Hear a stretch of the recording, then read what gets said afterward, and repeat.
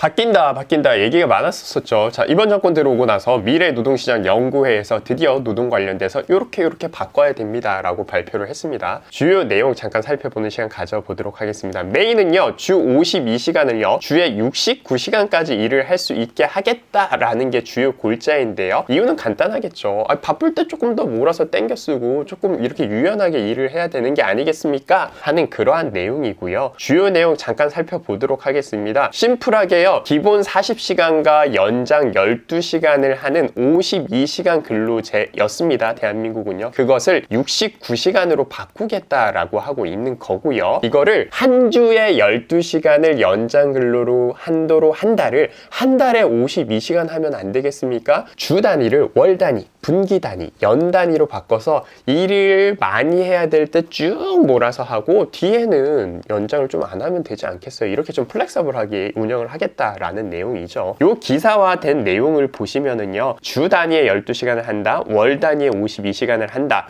여기까지는 별 느낌이 없으실 거고요. 분기 단위로 했었을 때는 그러면은 3개월을 곱한다라고 하면 52 곱하기 3 하면 156시간이 돼야 되는데 근로자 건강에 영향을 미치겠죠. 그래서 기산 단위를 분기 단위로 했었을 때는 월 단위 대비 90%만 일을 하세요 라고 해서 이렇게 근로시간을 좀 줄이는 것으로 골자를 갖고 있습니다. 자, 그럼 여기서 궁금하신 건 딱 이거 하나죠. 야, 왜 69시간이냐 라는 생각이 들 텐데요. 하루는 24시간입니다. 그런데 근로자가 너무 일을 많이 하게 되면 건강이 악화되니까 일을 하는 날과 다음 일을 하는 날에 어떻게 11시간의 공백은 둬야 된다라는 거죠. 결국 회사에서 13시간 동안 체류를 하실 수가 있으신데요. 노동법이 4시간 일을 하게 되면 30분은 쉬어야 된다라고 하고 있으니까 13시간이면 결국엔 4시간이 한 번, 두 번, 세 번 들어가죠. 그래서 1.5시간의 휴게를 갖게 됩니다. 결론적으로 11.5시간을 하루에 일을 하실 수가 있죠. 주에 하루는 일요일 같은 경우는 쉬어야 되니까 결국 11.5시간 곱하기 6 이렇게 해서 결론은 69시간까지 일을 할 수가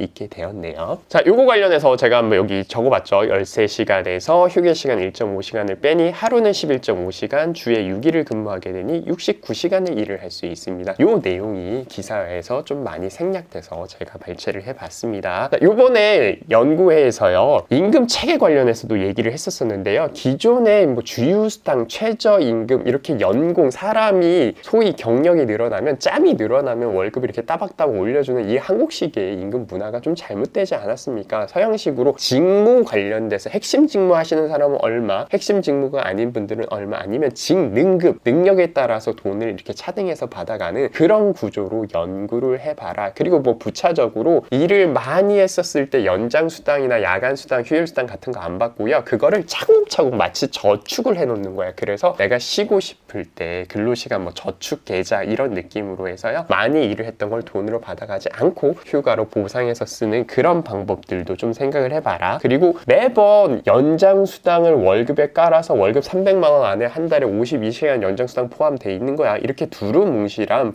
포괄임금을 벗어나서 실제 일을 한 것으로 체크해서 돈을 주면 안 되겠니? 그런 내용들도 많이 나왔습니다. 자, 오해하시지 마십시오. 얘는 권고안이고요. 근로기준법 입법이 완성이 되어야 실행이 가능한 내용이고요. 우리나라 노동정책이 이렇게 바뀌겠다라는 내용에 대한 가이드라인 정도로 봐주시면 감사하겠습니다. 영끌에서 집을 산 2030 세대 분들 힘드셨죠? 2021년 2030 세대의 아파트 매입 비중이 조사 이래 최대 수치를 찍었다고 합니다. 일명 영끌족 B2